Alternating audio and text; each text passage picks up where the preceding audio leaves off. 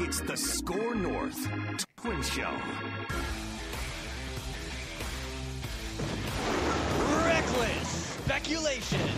Yeah. Reckless speculation. Yeah. Today's recklessly speculative episode of the Score North Twin Show, presented by Nicolay Law, the exclusive personal injury law firm of Score North Podcast, the Score North Twin Show.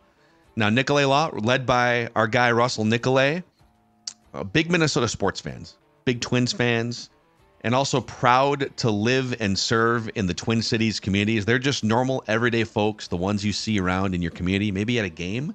They just happen to have law degrees, and they're here to help you when life throws you a curveball.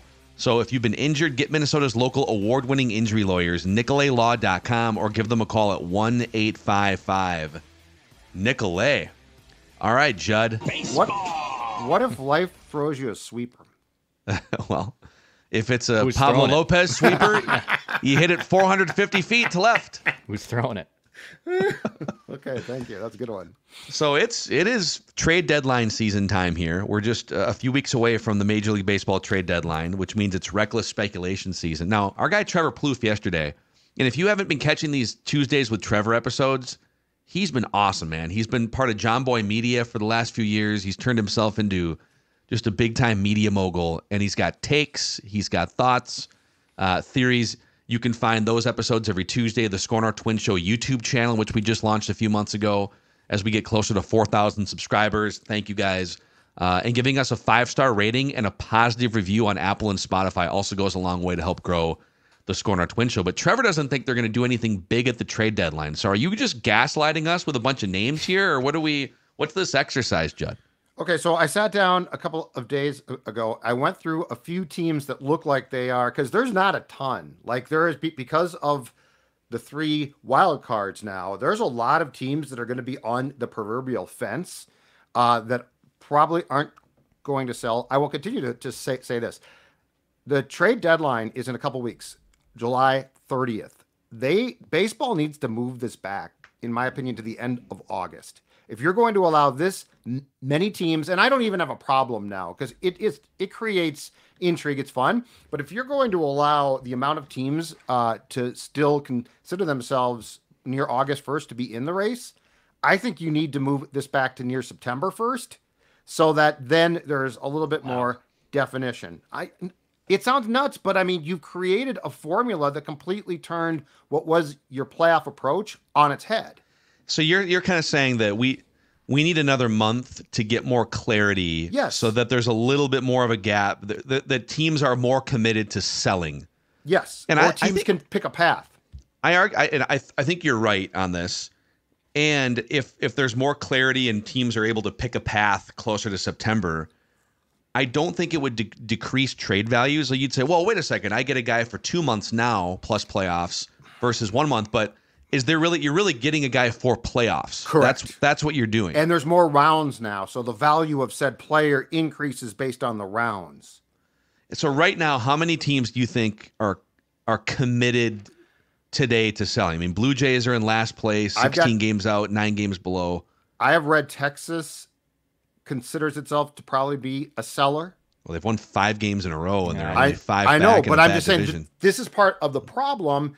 In my opinion, the real conundrum is the National League, because look at the wild card situation there. Like the Cubs could say, you know what? Screw it. We're not going to sell. In a month, I think the Cubs would have a definite answer. So Rockies and Marlins are the only true sellers now. Correct. In a few weeks, it might be different. In a month, it's definitely different. Correct. To your point. Right now, Angels, A's are for sure selling. White Sox are for sure selling. And then the Blue Jays, the Rays, and the Rangers are all kind of in the maybe bin. I think the Tigers are as well. Tigers are in a maybe bin. Yeah. Yeah, which is disappointing because I thought that the Tigers would be more competitive. But anyway, so I essentially went with a list of potential starters, which Plouffe said he does not think is going to be the case, but that's just being a killjoy. That's no fun. I think we should still throw some starters out. Wrong. This is reckless speculation and relievers. Now, I would say this. Reckless speculation. The top end of the Twins bullpen is pretty good. but I think Dex will agree. The back end could use improvement if you're not going to move Paddock there. Yeah. If you're not going to, I'm afraid that Varland's 2024 might be lost. He has become such a mess in St. Paul that I don't know. You can't count on him. Yeah. Yeah, right. Can you just now stick him back in the bullpen and say, do what you did last fall? I don't know that's possible. It's been a mess. So let's just say, Brock Stewart coming back, but let's just say for the sake of this exercise that I think you still would consider trying to upgrade some of those back end relief spots. Okay. Mm-hmm. Mm-hmm. All right. So let's go with Texas pitchers who look like they will be available, beginning with 3 starters. Max Scherzer is in the last year of his contract. He has a no trade clause. I think he gets traded. I don't think it's here. I think the price on Scherzer, who also is coming off back surgery, and at this point, at the age of 37, he's made 3 starts. I don't think the Twins pay the price there, and I don't think that they probably should, based on 3 starts and like he had a back problem. How about this one, you guys, though? He is in the last year of his contract, or on a 1-year deal. 32, right-handed pitcher Michael Lorenzen, 3.21 ERA and 15 starts. Real quick on Scherzer, just back a second. Sure, absolutely. I don't think, correct me if I'm wrong on this, I don't think the actual monetary price would be that high, because aren't Mets are paying other teams paying a big chunk of his freight? Yeah. That's why I think the asking price will probably, I just don't know if I'm going to risk making a trade for an established name pitcher who's had 3 starts and had back surgery that kept him out for the majority of the season. Yeah. I know, but I mean, man, if you could just, but yeah, it'd be fun. Could you imagine just get this dude back healthy enough? Okay. I just wanted to go back to him for a second. And then the second starter potentially from the Rangers, he started 17 of the 18 games in which he appeared. He has a 3.8 ERA, 31-year-old left-hander Andrew Haney, who also you said Lorenzen or no? Yes, you did. Yes, okay. I said him and Haney, and both of those guys are on expiring contracts. So you would not be taking on anything more than a rental for the remainder of the season. Okay. I mean, I'm with Declan from yesterday. Nathan Eovaldi's the one that Eovaldi. So he does have it's a vesting option for $20 million next year. He's 34, going to be 35. So if he continues to pitch the rest of the season, he will hit the 300 innings most likely over the 2 years. Yep. But that's a guy, he's been rock solid in the regular season for a number of years. So he would, he wouldn't just be a guy that comes into, he would be probably your second best starter behind this version of Joe Ryan. And then Pablo Lopez, we'll kind of see how the second half shakes out for him. Yep. And he's been a wizard in the playoffs, in the World Series, in the championship series. So I know that you just mentioned 3 other Rangers pitchers, but some of it depends on what's your appetite to pick up $20 million for a 35-year-old starter who's still very good in 2025. I think it's 0. That's my problem. That's a shame, man. But I mean, they've done nothing. They have done nothing to go away from the philosophy that they're going to spend, or it doesn't appear there's any end game where they decide, you know what, screw it, let's just spend. Nothing's happened. Yeah, but gosh, I'm with you. It's ideal. If it's not that, it's less than Sonny Gray was getting in the multi-year deal, right? It would be 1 year. I'm not arguing with you. I'm just saying I haven't seen any movement to say, you know what, screw it. This club, since the end of April, has played great baseball. Let's go spend. Okay, what if you could find someone to take a chunk of the $10 million from Christian Vazquez to help you offset the $20 million for next year? Now you're trading who then? Walker Jenkins? No. What? Yeah. No. Well, no, I'm saying if you find, if you package this, that's my problem. The asking price, if you find somebody to take salary, you're going to be asked to give up a player that you absolutely don't want to. But not Walker okay, Jenkins, hold on. Though. It's not a top 20 prospect in baseball, but you'd have to give up a top 5 prospect. What? Yeah.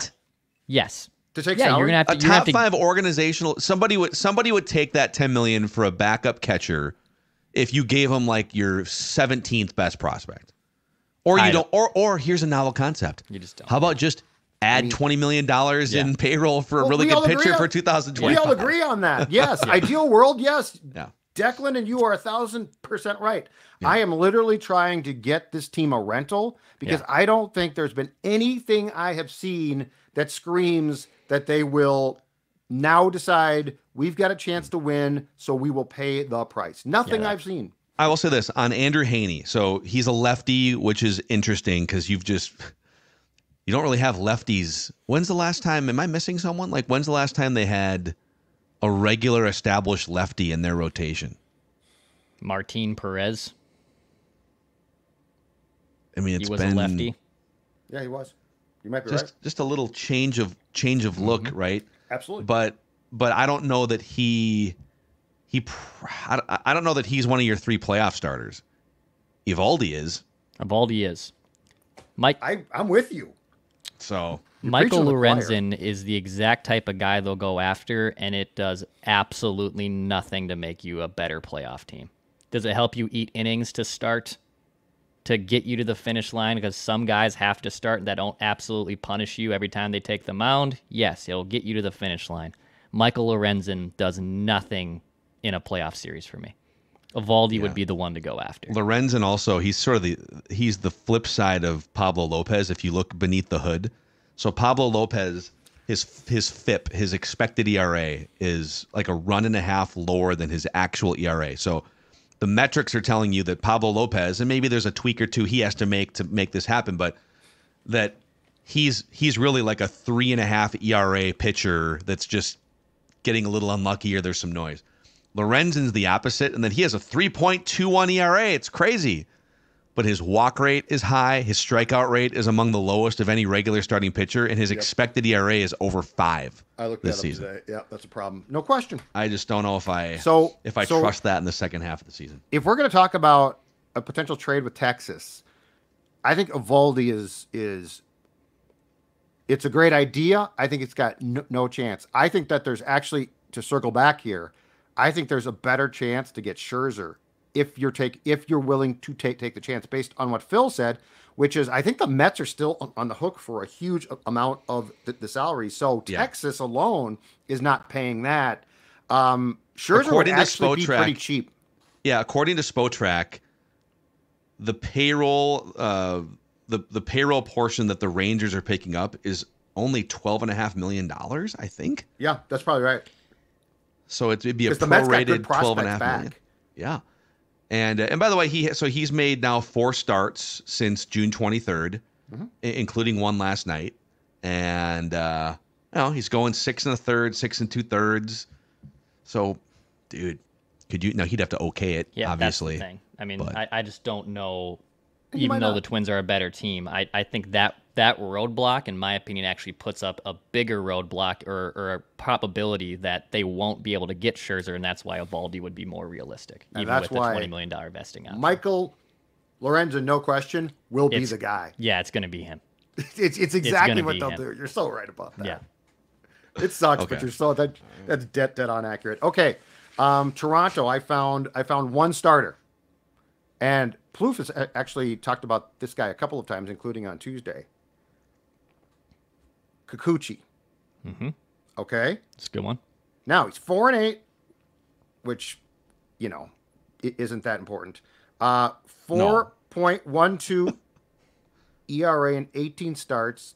He, again, is a left-handed pitcher and is in the final year, so a rental of his contract. What does that potentially do for you guys? Again, Kikuchi's right up there for me. Yeah, the lefty aspect. Yeah. Get you some strikeouts. Well, that might be more realistic then. And Doogie, I think you can do this. Doogie threw this out because I took that Mark Feinsand article with the tweet about how Toronto's only really interested in selling their rental players. The Twins were very in on Kikuchi before he chose Toronto when he came over here. Okay. So the Twins have interest with this organization, with this Brain Trust, Falvey, Levine, etc., in him before. This would be second to me to Nathan Eovaldi in terms of getting after him. Okay. Yeah. Again, Eovaldi is sort of the bar for me in that if you add him, he is for sure one of your 3 playoff starters, and then Bailey Ober gets bumped to 4. So Joe Ryan, Eovaldi, and then Pablo Lopez in some order. is Kikuchi definitively your third best starting pitcher? Kind of depends, because like I think he's kind of Bailey Ober-ish in terms of like his effectiveness, his numbers. But one's a righty, one's a lefty, so it gives you flexibility based on who you face.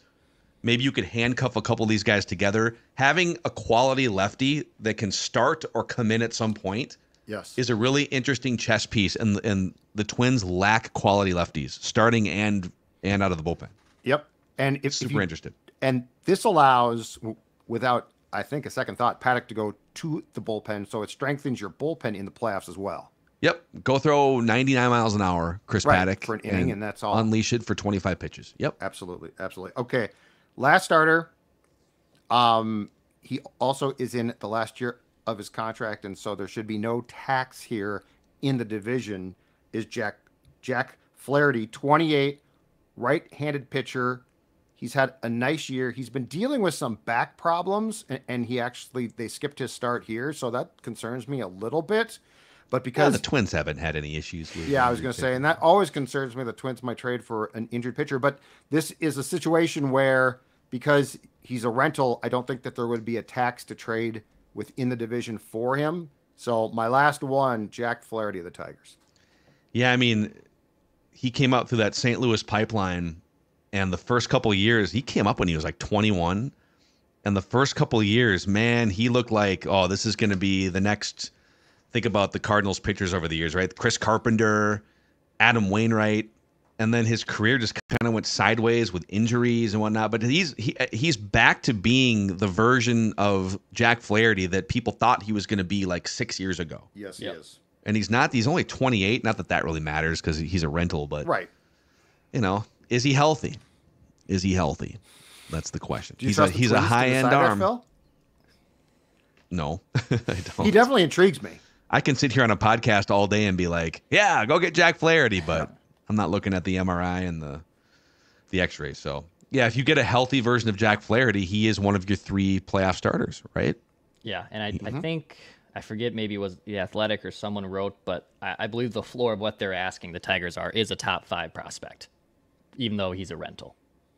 Now, I don't know if they'll get that, and I also think the Twins would be reluctant to give up a top 5 for Flaherty. I like Flaherty. Feels like top 5's very aggressive for a rental. Would you trade Julian? Ooh. I have to think about how that fits in with like the Tigers, but if a team said, I'd consider we'll buy a little bit low on Julian. I'd consider that, yes. Mm-hmm. But it's for 1 year. If I had some team control, I don't know, if I had a year and a half of Nathan Eovaldi, for instance. Yeah, but if you had team control, you won't make the trade because you're concerned about what you're going to make off TV in 2025, and this is what creates such a sticky wicket. I'm not concerned about that. Well, I can tell you, not too far. I'm a man of the fans. Not too far from us, Phil. There's an office where there's at least one guy, if not more, very concerned about that. Yeah. So that's it for starters. I've got now. Let's say that they don't trade for a starter. What Plouffe said proves to be true. I again contend that you can improve your bullpen then, because you've got good upper echelon guys, and then I think you got some question marks. Okay. So I'm going to throw some names that probably aren't household names out, but I think could be options to fit into the bullpen pretty nicely. Yeah. Toronto again. Pending free agent, 31, right-handed pitcher Trevor Richards. 2 starts, but he's also come in relief in 37 games. When I looked it up, a 3.06 ERA. Trevor Richards, I think, would be considered probably an upgrade to the middle of your bullpen. He's a horse, man. He's already eaten up 47 2/3 innings. Now he has made a couple starts too, but just 2. You're okay. All right, so any of these guys, as long as you're bumping some of the dead weight out of your bullpen. Yeah. Because we're not talking about, at least with Trevor Richards, he's not like jumping over Griffin Jacks at the back end, right? These are guys that would just help. Some guys that could come in and get some outs. Okay. Backfill guys. And from the atrocious Florida Marlins, Tanner Scott. He is a southpaw, again, a pending free agent. He actually has saved 13 games, 1.42 ERA in 37 games, and he is 30. He's the type of guy that you might like to try and keep, but for now, a rental. and I am guessing he gets moved for sure. Yeah, they'll sell him. And Tanner's just a good baseball name, isn't it? It is. Just name is Tanner Scott's a Tanner. great name. Baseball. It's a great sports name. It's like a creative Play player some name. hockey, punter perhaps in football. Tanner Scott. He's like a slot receiver. Tanner Scott. Tanner Scott. Yep. I could see that for sure. And from the Angels, again, a rental, 37, right-hander, Luis Garcia. Okay. His ERA is 4.25. He's a horse again. 38 games. That's another baseball name. Luis Garcia. Yeah. He said, hey, I got a buddy named Luis Garcia. What does he do for a living? Oh, he's a major league reliever, probably. Right, but that's not a football or like a name. utility infielder. He might be a basketball player. Could be like the Spanish national team or something. I could see that. Exactly right. So if Plouffe is right and they don't trade for a starter, and he might be right, I do think that they probably try and add at least one guy in the pen. And it's probably not going to be, again, a big name. It's probably going to be what we all consider to be a typical Twins move. But I think it's probably more realistic right now that they do that than add a starter. As much as I would love for you guys to be right, and Eovaldi starting in the playoffs would be fantastic. Yeah, they'll add probably a mid-tier bullpen arm. And, I mean, they're going to get Brock Stewart back, who's been very effective when in the bullpen. Justin Topa, who has yet to throw a pitch for the Twins, is progressing probably toward a rehab appearance here soon. Again. So if you just do the math here, you got Stewart that's going to enter the pen.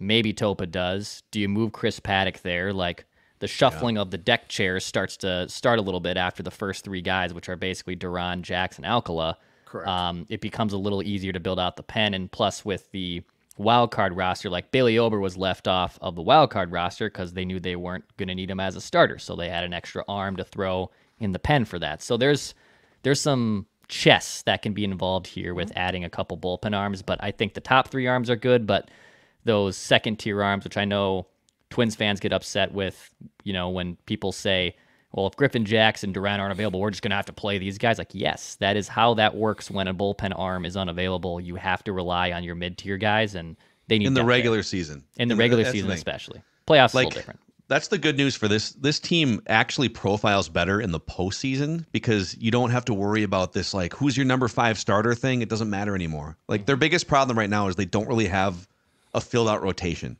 Correct. But once you get to October, you don't need 5 starters. You need 3.5 starters. So I skipped one. I've got one more reliever that I think is a great Twins name.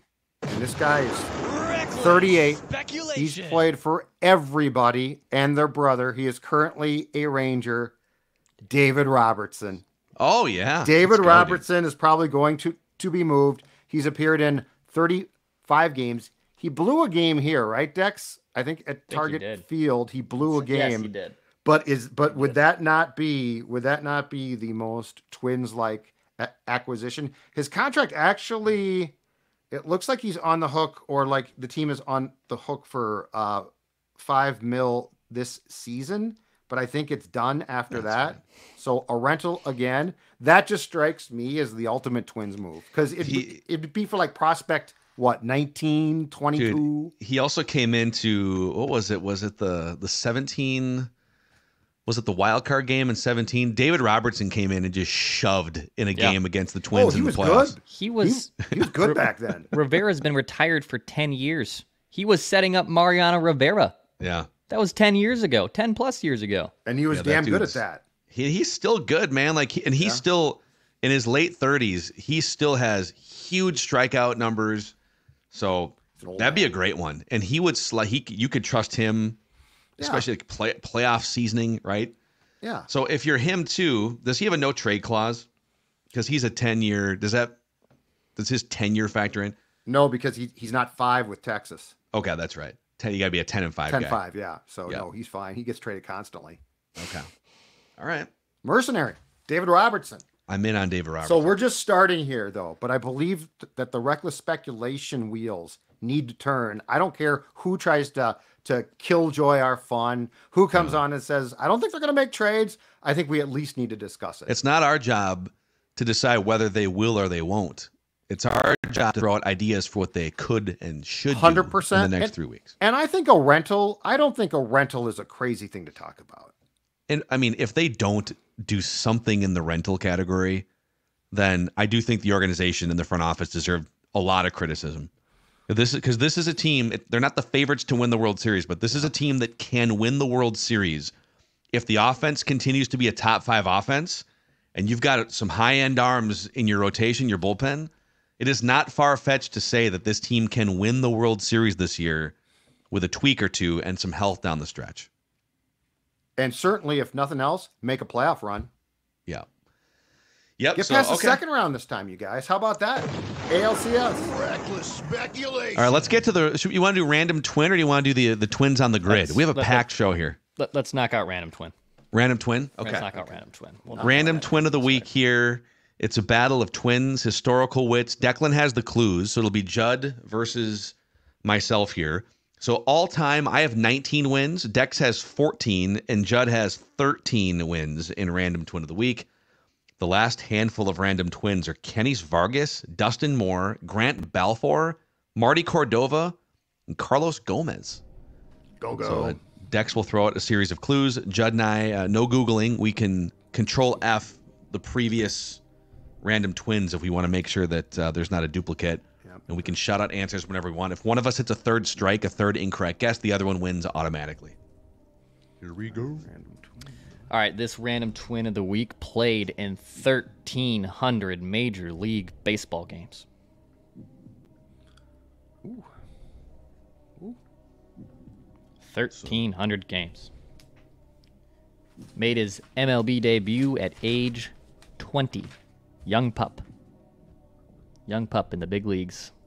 1,300 games. 20. He was a kid. In the rookie league in the minors when he was coming up. He won a batting title. Really? Mm-hmm. I'm going to Control F here. Okay. Already done that person.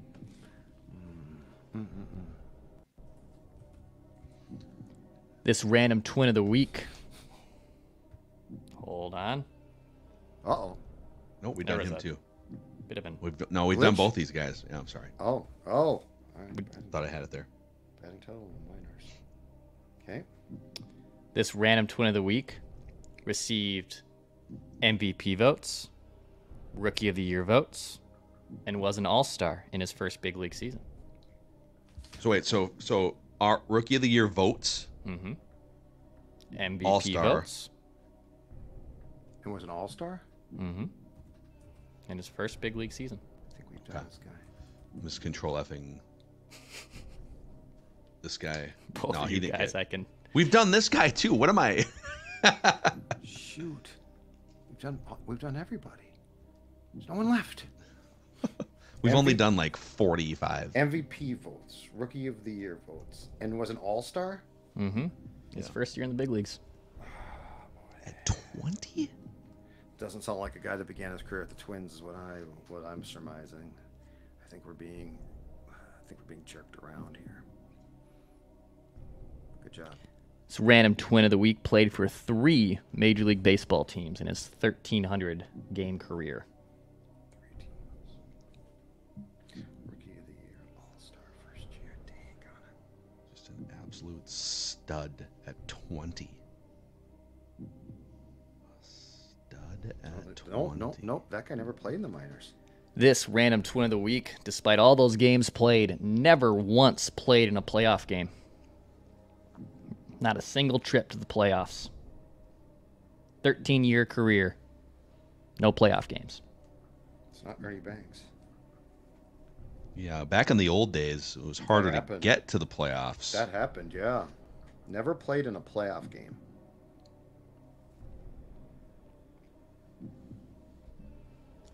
After second. making the All-Star game in his rookie year, Yep. he made it in his sophomore year, his second year in the big leagues, Okay. but then never made it back to the All-Star game. Whoa. So all-star career to start. Year 1, year 2, and then years 3 through 13. Never made it back. Oh, see, that just took away another guess I had.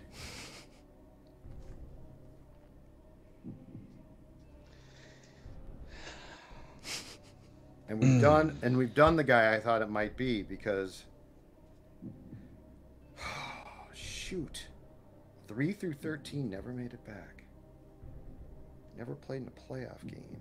No, so it's none of those guys. After retiring, this random twin of the week spent time as a coach in the minor leagues and as a hitting coach in the major leagues.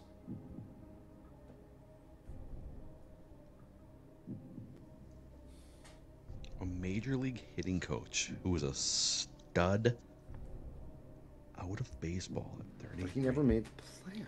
Yeah, he was. So when he debuted in 20, he was out of baseball by the end of 32. So age 32 was his last year in the big leagues, obviously. And that guy played in the playoffs.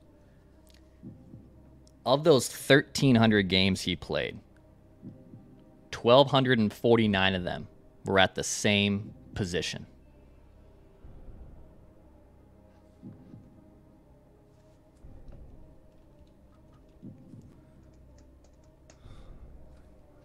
So the same position.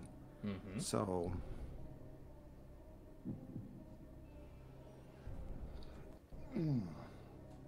That's pretty wild. Okay, so it's either the dog outside's mad, trying to figure it out. It's trying to give me the answer. This random twin of the week, I don't know if this is too much of a giveaway. So random twin of the week. His legal first name was not the name he went by. okay. And it wasn't, like, in my opinion, close to his, like, it wasn't like a nickname that was just, like, abbreviated. Like, I kind of want to give you his legal first name, but it might be too much of a giveaway. His legal first name was Harold. Butch Weiniger? Ding, ding, ding. Ding, ding, ding. Butch Weiniger. Butch Weiniger. Butch He was a Weiniger. hitting coach. I mean, I was nowhere near that one. Congrats, Judd. Judd had to get that one. Yeah. Harold Had Butch to get Weiniger. that one. Nice job, Judd. Butch Weiniger. Wow. Twins, Yankees, Angels. I mean, he had a couple good career years in his middle years, He but like regressed. great His career promising went start. backwards. Yeah, and then kind of just was just a catcher, just a backup. Yeah, just kind of a catcher. guy. He got traded to the Yankees around the same time Smalley did after they moved into the Metrodome. So, Judd, you have tied Declan now with 14 career wins. Coming, here it goes. Nice job there. So I'll give out the clues maybe late next week when Dex gets back from getting married and things like that this weekend and a honeymoon. Okay, the festivities are not over yet because the Twins were on the grid last week and we've been saving this one. So let's pop up the Immaculate Grid here. For the YouTube audience, we will explain this for the audio audience. And this is an interesting one. So here's what we're looking for. And the more obscure answers we can deliver, the lower the rarity score. And, we've gotten as low as like 4 and 5 on the rarity score. So we'll see what we can do damage-wise. We're looking for a twin who was also once an A twin who was a red, and a twin who drove in 100 in a season at some point. We're looking for a National or Expo who was an A National Expo who was a red. I have a couple great ones. We've used those squares before, I'm pretty sure. And then an Expo National who had 100 ribs in a season. And then we're looking for, and this is where things get dicey, a Rookie of the Year who was an A Rookie of the Year who was a red. Like they had to have won the Rookie of the Year, I think, with those teams. That is right? correct. Yep. And then a Rookie of the Year who also drove in 100 in their rookie season. Mm-hmm.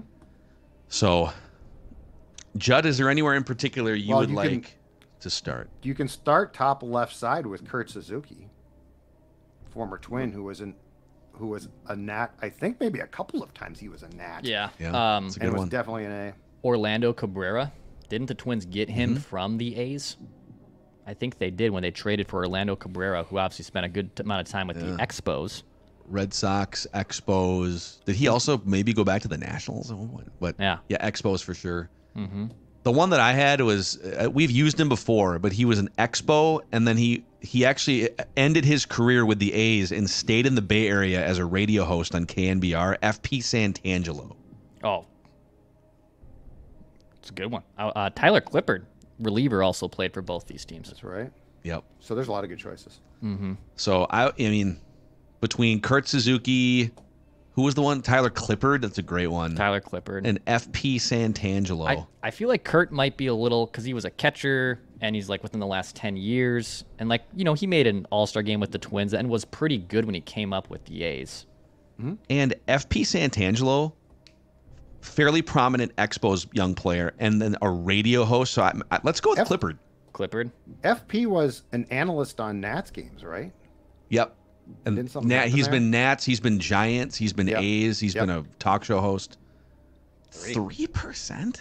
Yeah, Clippard was a sort of he was out there. Like he was out there. That's a higher score than I thought it was going to be. Yeah, All me too. Me too. Okay. All right, should we keep going across?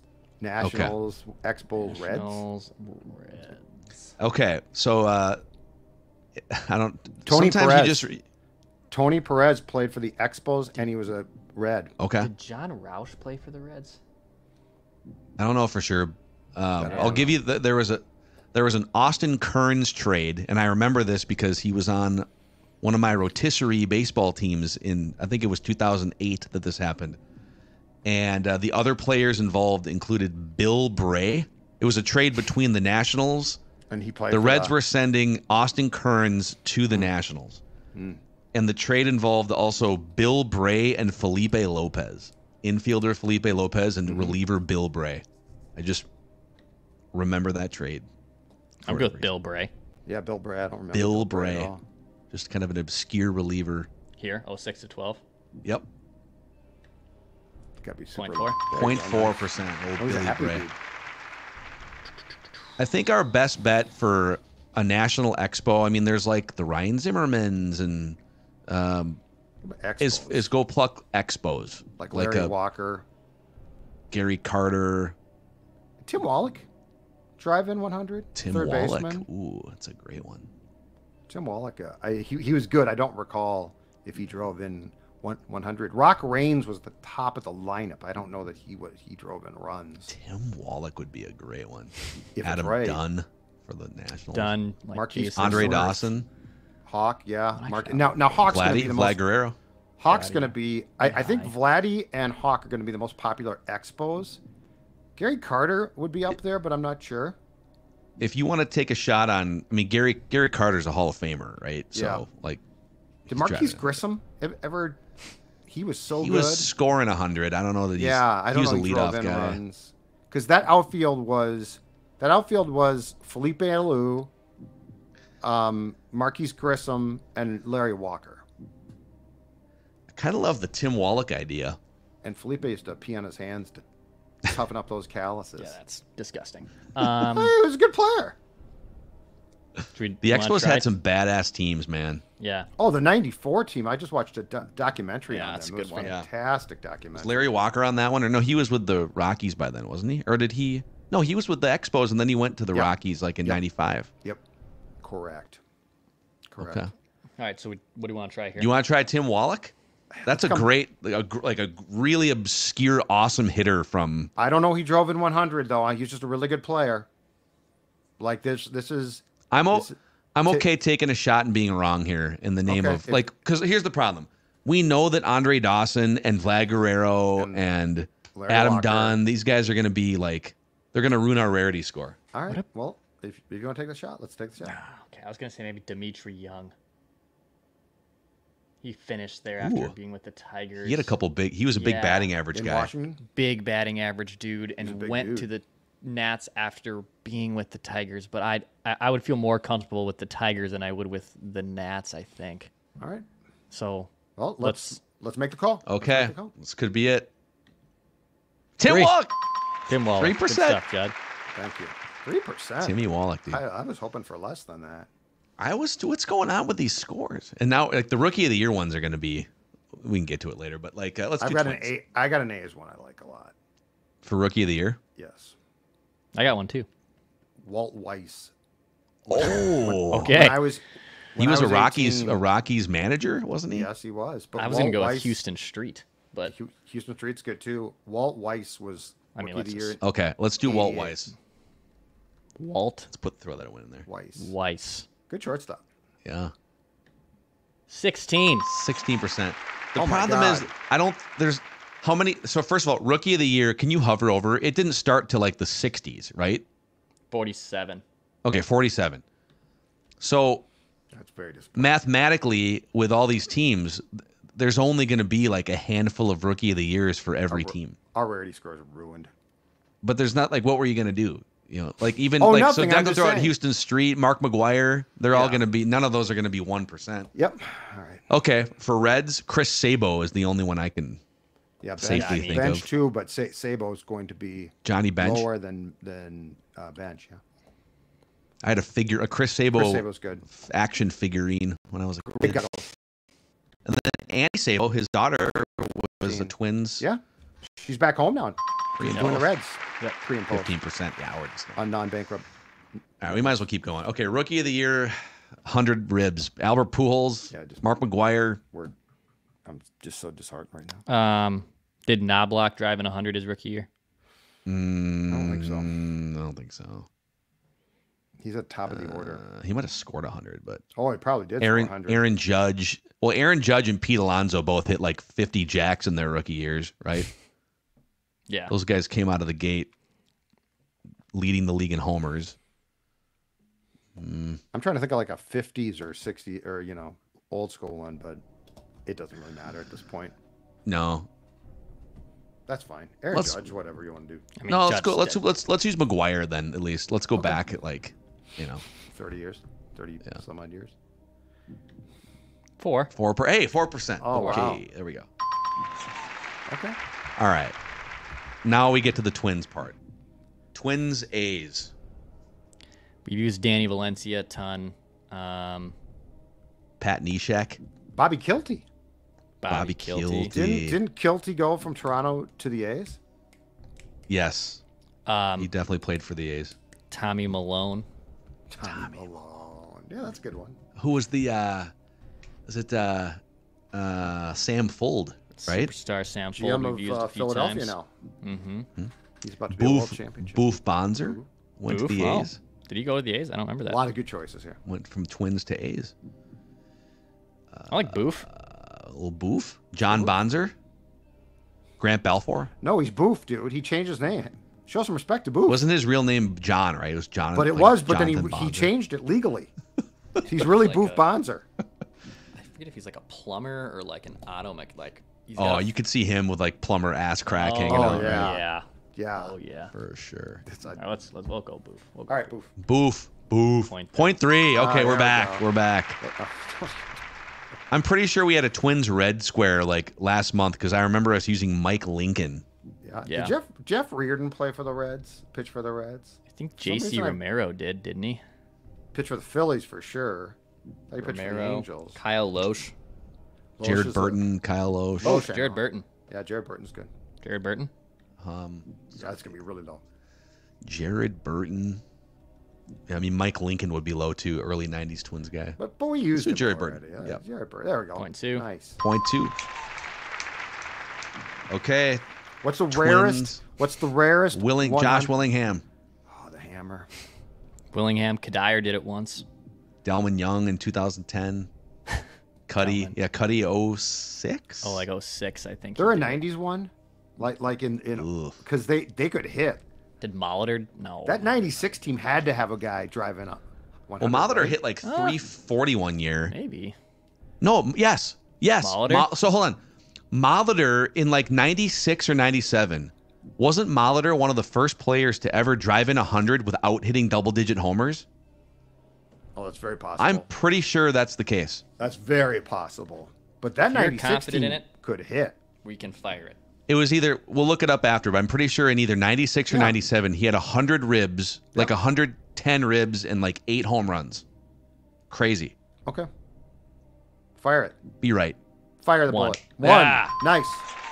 Let's look it up. Hold on. Homeology. No, I bet you're right. I vaguely recall that now that you mention it. It never happens where you drive in 100 and don't hit 10 home runs. Yep. Nice. So here it is. Yep. 1996. He hit 341. Yep. He led the league in hits as a 39-year-old. 225 hits, 9 homers, 113 RBIs, 18 stolen bases, 41 doubles as a freaking 39-year-old. Yeah. Well, and that's the team where Puckett lost sight in spring training. Yeah. Or that lineup was loaded. It still was without Puck. Yeah. But they wound up. that team would have scored. Yeah, they wound up like ranked pretty high in run scoring. They didn't hit home run. They had no 20 home run hitters, but they had Knobloch 341, Molitor 341, Marty Cordova 309, drove in 100. Dave Hollins was a pretty good player. The rookie of the year thing screwed us. I'm not going to lie. Right now, I'm bitter about this. It's hard though. I mean, go. No, I know. Declan flashed it up there. There's only like 8 on each. No, I know. But I mean, Walt Weiss should not be 16%. People shouldn't remember him. Why do you think people remember him? Stop remembering Walt Weiss. Let's look at Walt Weiss's rookie year. Give me back my rookie of the year. Walt Weiss. Let's see here. He was a good player. He had a nice career at shortstop. 60 years old. Just turned 60. Era. I think he's a coach still somewhere. So he must have been a really weak crop for rookies in 1988 because you bite your tongue. He won the Rookie of the Year award, batting .250 with a .633 OPS, 3 home runs. We didn't really look at OPS back then, Phil. What was he? But he played good defense, I bet, and that helped him a ton.